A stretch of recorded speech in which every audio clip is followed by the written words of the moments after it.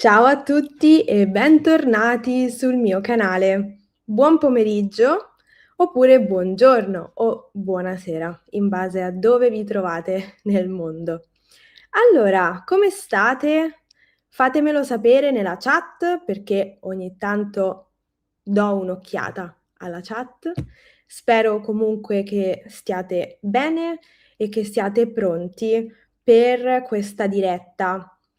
Oggi parliamo di una notizia, cioè che la cucina italiana è stata, diciamo, selezionata per diventare patrimonio UNESCO, patrimonio dell'umanità. Ha ricevuto questo titolo molto importante e oggi leggiamo insieme un articolo il cui link vi ho lasciato nella chat, è questo qui, però ovviamente è un po' difficile copiarlo tutto, quindi lo trovate nella chat, potete cliccare sul link e vi si aprirà questo articolo che leggeremo insieme. L'articolo è tratto da questa rivista, questa qui, che è una rivista mensile di gastronomia, si chiama La Cucina Italiana. E questo è il numero di questo mese di dicembre che è ovviamente dedicato al Natale. E l'articolo che leggiamo oggi non è in questa rivista cartacea, ma è sulla versione online, quindi speravo di trovarlo anche qui in realtà, però no, ma non fa niente perché lo leggiamo dal sito senza problemi. Allora, iniziamo subito. Questo è l'articolo. Il video di oggi, la diretta di oggi, è da considerare come un piccolo esercizio di ascolto, di lettura, di comprensione, ma anche una sessione di cultura, se vogliamo, no? Perché sappiamo bene che lingua e cultura vanno sempre insieme, o comunque, se non sempre, nella maggior parte dei casi.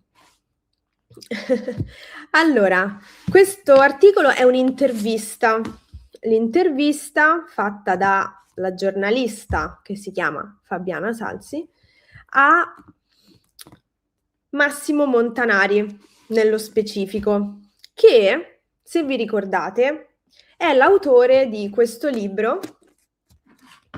Aspettate che non si vede, eccolo, di questo libro qui, La cucina italiana, storia di una cultura, di cui abbiamo parlato nella prima diretta di quest'anno, che abbiamo fatto a inizio novembre, in cui abbiamo parlato dei libri di cucina, non sapendo che poi oggi avremmo riparlato della cucina italiana.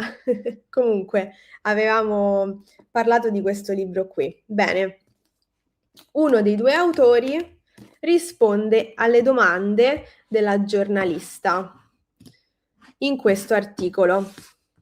Perché la cucina italiana è stata candidata a patrimonio UNESCO e l'altro ieri, no, il 10, quindi 3 giorni fa, è stata riconosciuta patrimonio UNESCO. Qui però ovviamente ancora non si sapeva, perché questo articolo data 9 dicembre, quindi il giorno precedente. E quindi qui la domanda è perché è stata candidata a patrimonio UNESCO. Quindi cerchiamo di capire insieme. Leggiamo non tutto di seguito, ovviamente, ma paragrafo per paragrafo. Iniziamo. Allora, ho ancora, scusatemi, la mia voce è leggermente ovattata perché, come sapete, sono raffreddata, però cercherò di leggere con voce chiara e pulita. Perché Perché la cucina italiana è stata candidata a patrimonio UNESCO? Cosa abbiamo candidato? Risposta: non i prodotti, non le ricette, ma il sentimento della cucina che accomuna tutti gli italiani. La loro confidenza con il gesto della cucina, che ha per gli italiani un fortissimo valore identitario. Attraverso la cucina, gli italiani rappresentano e raccontano se stessi e la loro storia. Neppure vogliamo sottolineare le eccellenze, i cibi speciali, la cucina delle feste. Ciò che ci interessa rimarcare è la cucina italiana nella sua normalità quotidiana, nel rapporto di tutti i giorni che tutti gli italiani hanno con lei. La confidenza, appunto, la cucina come amica. E questo, diciamo, è abbastanza chiaro. Non mi sembrano ci siano parole difficili, ma se ci dovessero essere, mi raccomando, lasciate la domanda nella chat, perché alla fine della lettura risponderò alle vostre domande. Andiamo avanti. Cerco di saltare le pubblicità. C'è chi ritiene che il termine cucina lasci intendere che questa candidatura sia dedicata alle tecniche più che alla cultura culinaria del nostro paese. È così? Assolutamente no. La candidatura, ripeto, riguarda il ruolo culturale della cucina nella vita degli italiani. E attenzione, degli italiani anche fuori del nostro paese. La cucina italiana la riteniamo un patrimonio universale, perché tutti hanno contribuito a costruirla. È una cultura inclusiva, aperta a ogni ibridazione, a raccogliere tutto ciò che incontra. Apro una piccola parentesi, tutto a parte l'ananas sulla pizza. Scherzo, no, non scherzo in realtà. Andiamo avanti.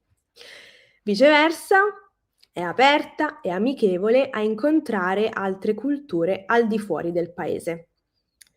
Per questo si è affermata nel mondo, per la sua capacità di dialogare con gli altri, in entrata e in uscita.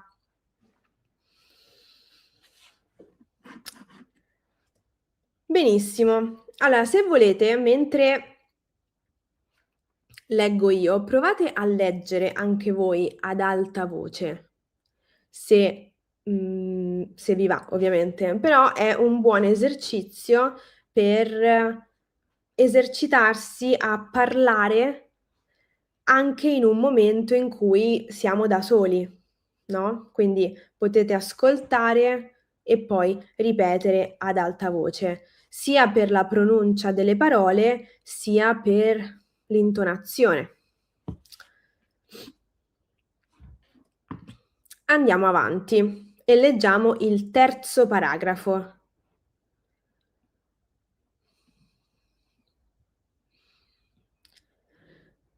Cosa distingue la cucina italiana da tutte le altre cucine del mondo? Questo non lo diciamo, non presumiamo di essere unici, magari di essere un modello imitabile. Dare alla cucina importanza come elemento culturale, come strumento di coesione sociale, però in modo non autoreferenziale, ma sempre aperti al confronto, che è elemento costitutivo della cucina italiana, fondata non su un modello unico e unitario, ma sulla condivisione delle differenze, quindi sul confronto. E questo è molto importante perché la cucina italiana, come dice nell'articolo, non è un modello unico e unitario, perché voi sapete bene che la cucina italiana è l'insieme delle diverse cucine, tradizioni regionali. Quindi ovviamente la definizione o la dicitura cucina italiana è più semplice per cercare di raccontare la nostra tradizione culinaria e gastronomica al mondo, perché diventa difficile partire dai dettagli, no? Bisogna prima partire dal concetto, diciamo, generale, quindi la cucina italiana che riguarda l'Italia e poi piano piano andare a scoprire i dettagli, no? Quindi quello che fate voi ogni volta che studiate l'italiano, oppure ogni volta che leggete un articolo in italiano o sull'Italia. Andate a cercare e capire i dettagli di qualcosa di molto più complesso.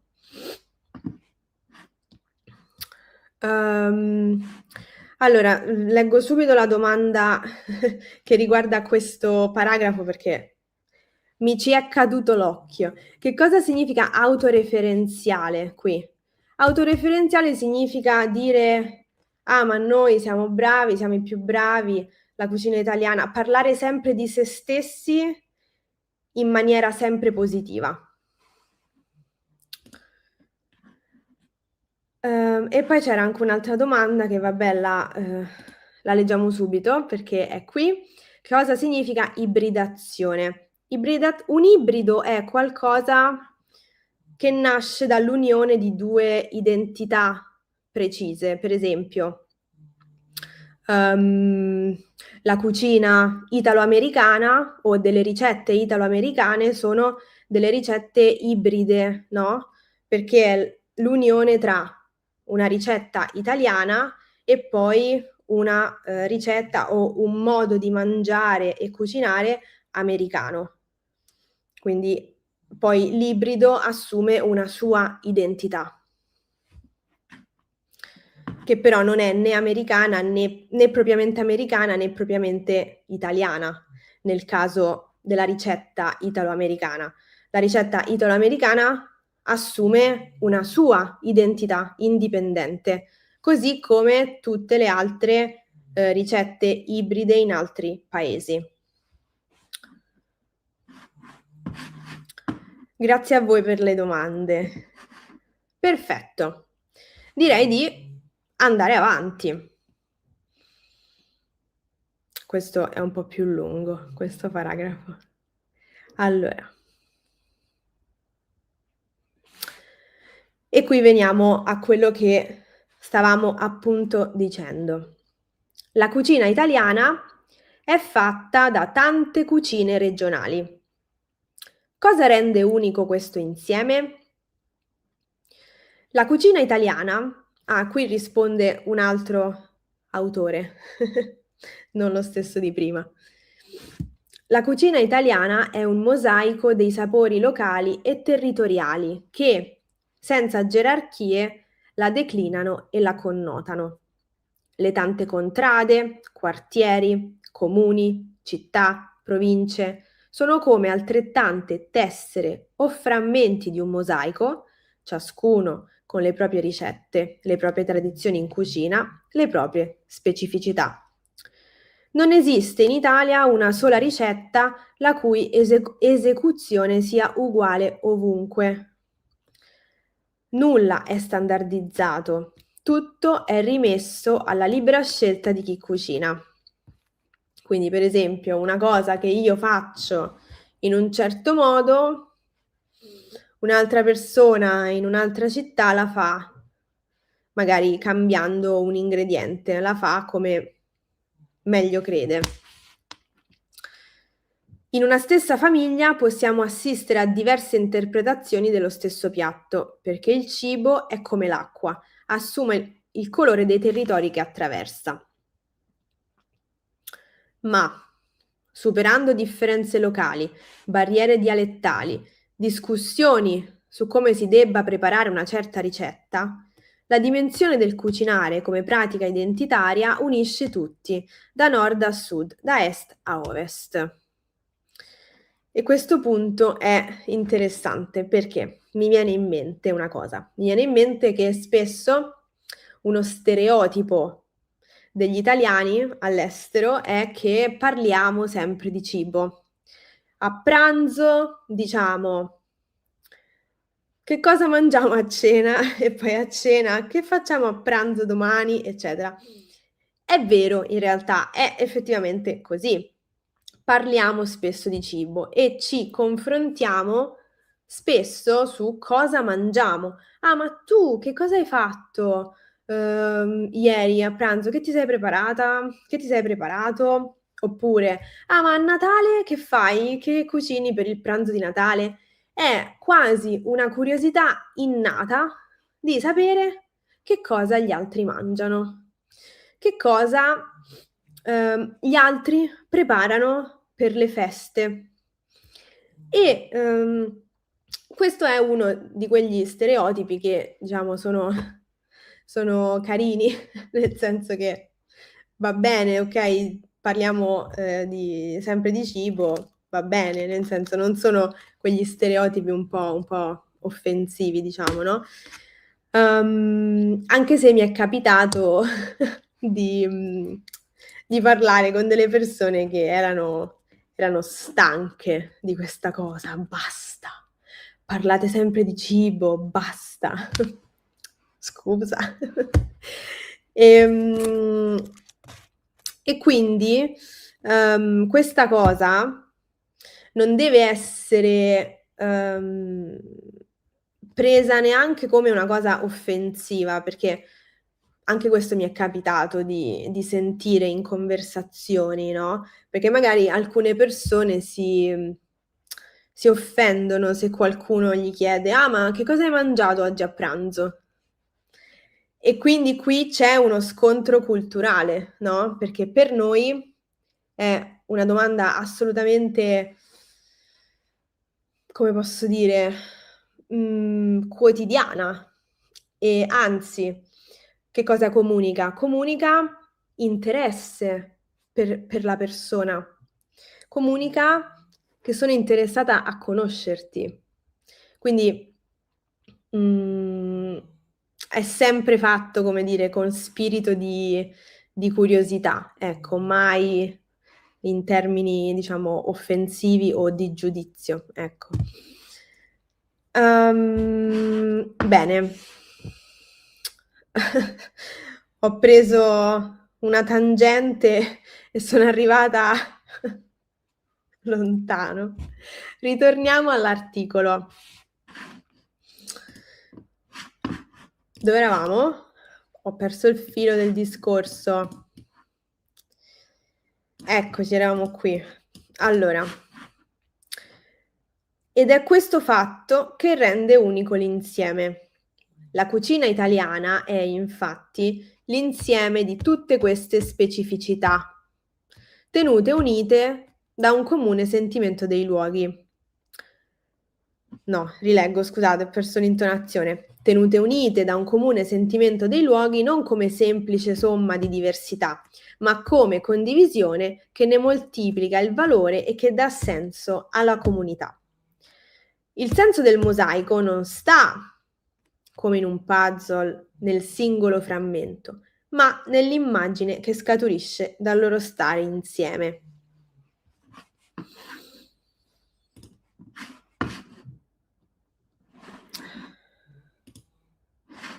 Vediamo un commento. Mi ricordo mia nonna faceva i ravioli, la sua ricetta del nord-est era unica alla zona dove era cresciuta prima di venire negli Stati Uniti. Sì, una stessa ricetta può essere fatta anche in maniera diversa, no, con diversi ingredienti, ehm, non per questo però, diciamo, come posso dire, è un po' difficile da spiegare questa cosa, però, per esempio, a volte voi mi chiedete: "Ma io non riesco a trovare, uhm, il guanciale negli Stati Uniti per fare la carbonara", no, Posso metterci la pancetta? Sì, cioè è ovvio che di necessità virtù, come si dice, no, non è un problema, come posso dire, non è una cosa grave, nonostante ci siano persone che in qualche modo vogliano far passare questo messaggio. È ovvio che se magari sei in Italia cerchi di comprare gli ingredienti giusti per fare quella ricetta, però se sei in un posto dove se sei in un posto dove non ci sono tutti quegli ingredienti e comunque vuoi fare quella ricetta, è ovvio che bisogna adattarsi. L'alternativa è cambiare ricetta, no? Quindi diciamo bisogna secondo me vivere, un po' più in modo leggero, no, la cucina, ecco. Perché adesso siamo in un momento in cui, sono tutti cuochi, tutti danno regole, tutti, dicono cosa sia giusto e cosa sia sbagliato fare, che è giusto fino a un certo punto però, no? Anche qui un'altra tangente, scusatemi. Ritorniamo all'articolo. Allora, vediamo il paragrafo successivo. Allora, qui questo ovviamente la domanda è al condizionale perché, come dicevamo all'inizio, questo articolo è uscito il giorno prima della notizia, no, del riconoscimento. E quindi qui c'è ancora l'ipotesi di quello che poi sarebbe successo. Cosa cambierebbe se l'UNESCO dichiarasse la cucina italiana patrimonio dell'umanità? Chi mi dice che struttura grammaticale c'è in questa domanda? Sto guardando la chat. Cosa cambierebbe se l'UNESCO dichiarasse la cucina italiana patrimonio dell'umanità? Intanto vado avanti a leggere, ma scrivete che struttura grammaticale c'è in questa domanda. Partiamo da cosa non dovrebbe cambiare. Il riconoscimento UNESCO non serve ad affermare una qualche forma di sovranità del nostro modo di cucinare su altre forme di cultura gastronomica. Anzi, all'opposto, il punto di forza della nostra cucina è il suo essere una spugna capace di assorbire le influenze di una pluralità di culture e le tradizioni di altre cucine, trasformandole e di nuovo rilasciandole. Per questo, con il riconoscimento della cucina italiana, l'UNESCO afferma che il cibo è cultura e che, proprio grazie a ciò, il cibo è dialogo e costruisce ponti e collegamenti tra popoli diversi. Detto ciò, vedo cambiamenti prima di tutto nell'orgoglio degli italiani all'estero, che da sempre vengono presi in giro perché parlano sempre di cibo o sono mangiaspaghetti. Questo essere è cultura, non folklore.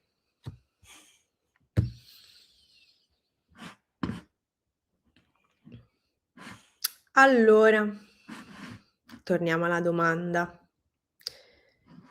La struttura grammaticale che c'è nella domanda, nel titoletto di questo paragrafo, è il periodo ipotetico della possibilità. Esattamente.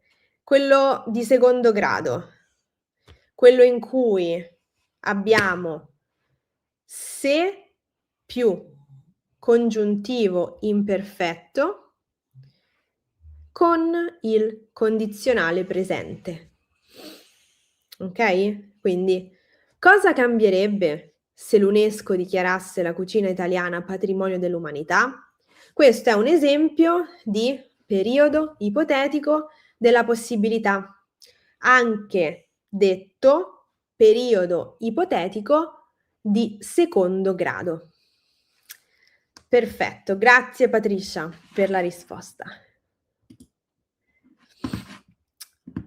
Andiamo avanti e leggiamo l'ultimo paragrafo. Ci sarebbero ricadute economiche? Indirettamente, le ricadute economiche sono possibili e attese. Secondo una ricerca realizzata dalla cattedra UNESCO di Unitelma Sapienza, i riconoscimenti UNESCO, se ben gestiti, producono effetti economici significativi a partire dal terzo-quarto anno successivo. Cioè, mi sa un errore di battitura lì. Effetti anche esponenziali. Si pensi al caso del riconoscimento dei pizzaiuoli napoletani. Già il terzo anno dopo il riconoscimento, il numero dei corsi accreditati per pizzaiuoli è intenzionale qui, napoletani, è aumentato del 135% e dopo 8 anni del 240%. Ed il numero delle scuole accreditate in Italia e all'estero è aumentato di oltre il 400%. Va bene. Pizzaiuolo, come si dice in napoletano. In italiano pizzaiolo, perché la radice iolo è toscana. Pizzaiuolo invece in napoletano. Bene. Allora, penso che questo articolo non sia troppo difficile. Che ne dite? Che ne dite? Allora, vediamo un'altra domanda. Come si pronuncia nel rapporto? Ti ho sentito dire qualcosa come nello rapporto. No, non penso di aver detto nello rapporto. Nel rapporto. Però forse quello che hai sentito era una sorta di unione del suono della L e della R nel rapporto, perché se lo dico velocemente è un po' difficile distinguere bene entrambi i suoni. Poi adesso sono anche raffreddata, quindi tutti i miei suoni sono un po' ovattati. Quindi nel rapporto, però se lo dico velocemente, nel rapporto. La L non c'è più, nel rapporto. Si sente solo la R. Grazie per la domanda comunque. Allora, articolo un po' difficile, ok? Non troppo difficile. Ok, diciamo che secondo me qui siamo un po'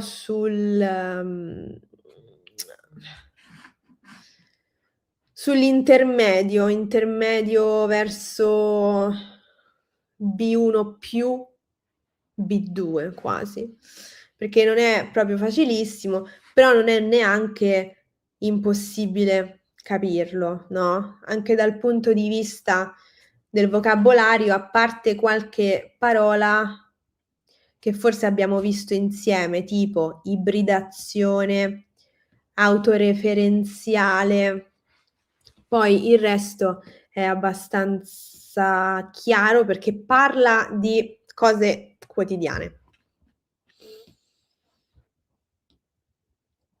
Ecco, per esempio, per me è facile. Abbiamo tutti i livelli qui. Per me è facile, non troppo difficile, un po' difficile. Si capisce il messaggio principale, perfetto, e questo è l'obiettivo. Quando leggete degli articoli o ascoltate la radio oppure guardate il telegiornale o qualsiasi cosa, l'obiettivo principale deve essere quello di capire il messaggio generale. Quindi non concentratevi troppo sulle singole parole, perché altrimenti perdete il senso generale di quello che state leggendo oppure ascoltando. Va bene? Questo è un consiglio per continuare a leggere, guardare, perché capisco bene che può essere un po', come dire, scoraggiante, no? Le preposizioni sono un parto. Ma no! No dai, addirittura un parto. Non credo. Benissimo. Allora, se volete rileggere questo articolo, trovate il link all'inizio della chat, ve l'ho lasciato qui, proprio scorrete in alto la chat e troverete il link. Poi ovviamente metterò il link anche nella descrizione di questa diretta che rimarrà come video sul canale, quindi se vorrete potrete riguardarlo, anche solo per esercitare di nuovo l'ascolto e la lettura ad alta voce. Bene, direi che comunque adesso un commento, no? A parte l'articolo, eccetera, un commento a questa notizia è che siamo tutti molto felici, è una cosa bella perché ovviamente questo riconoscimento apre le porte poi a riconoscimenti per altre cucine, per altri modi di vivere il cibo in giro per il mondo. Quindi diciamo che è una cosa positiva, ecco. Vediamo se c'è una rettifica. Per noi brasiliani le preposizioni in italiano sono un parto. Guarda, se ti puoi rincuorare, le preposizioni sono difficili per tutte le nazionalità, le preposizioni in italiano. Non c'è studente che non mi abbia detto le preposizioni sono difficili. Quindi diciamo che è un sentimento generale, un po' per tutti. Però a volte è più spaventosa l'idea di qualcosa, piuttosto che poi la pratica, no, di quella cosa. Però ovviamente c'è sempre bisogno di un po' di esercizio, un po' di studio, anche se serve imparare a memoria alcune cose, perché bisogna dire che non è facile per tutti imparare una lingua, no? Cioè, se si va sui social, su YouTube, ci sono sempre spesso queste persone, no, che fanno gli influencer delle lingue, i poliglotti, altre persone che imparano le lingue, eccetera, che fanno sembrare questa cosa molto, molto facile. Però non è così per tutti. Cioè, per alcuni sicuramente è più facile, ma per altre persone non lo è. Quindi gli altri che non trovano così facile imparare una lingua devono ricorrere anche ad altri metodi come memorizzare e fare tanti esercizi. La cosa importante è che ognuno, secondo me, dovrebbe trovare cosa funziona per se stesso o se stessa. Non c'è una regola che vale per tutti. O comunque la stessa regola applicata o lo stesso metodo applicato a tutti gli studenti non porta tutti gli studenti allo stesso risultato. Quindi questa è una cosa da valutare e da considerare. Anche adesso sono andata non so dove con i miei discorsi, ma vabbè, quando inizio a parlare poi non mi ferma più nessuno. Forse il naso attappato mi dovrebbe fermare, mi manca il respiro. Esatto, se fosse facile sarebbe un sogno, giustamente Brian. E soprattutto tutti parlerebbero le lingue, se fosse facile. Tutti parleremmo tutte le lingue. Allora. Adesso andiamo a casa tua per brindare. Esatto. Ah, comunque qui non l'ho fatta apposta, però prima di iniziare la diretta, perché è iniziata alle 5, stavo facendo merenda e mi sono portata metà fetta di pandoro qui sulla scrivania, perché adesso ho intenzione di finire questa fetta di pandoro. Quindi dopo continuo la mia merenda quando finisce la diretta.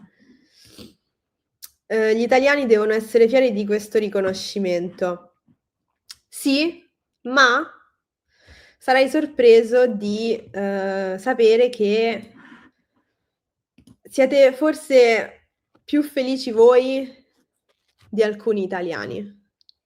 E questo è brutto, lo so, è una cosa brutta da dire, però sì, perché purtroppo gli italiani soffrono spesso di una brutta sindrome, che è quella di pensare sempre male di se stessi. Però vabbè, non è un argomento da affrontare adesso, perché adesso siamo belli felici e stiamo festeggiando, giusto? Ne parleremo poi magari in un'altra occasione.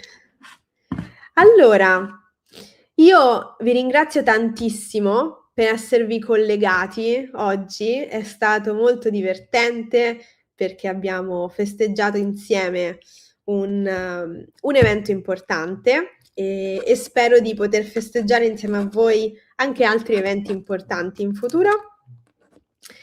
Grazie mille e io direi di salutarci perché come sempre sapete che mi piace far durare le dirette sempre intorno ai 3/4 d'ora, perché poi è sempre un po', come dire, troppo forse, oltre i 3/4 d'ora. Vabbè, questa è una mia convinzione. Ditemi se sbaglio, fatemelo sapere. E vi do appuntamento alla prossima settimana per altri video, altri vlog e come sempre grazie di cuore per essere qui. Lo apprezzo davvero molto. Grazie, buon fine settimana e a presto. Ciao!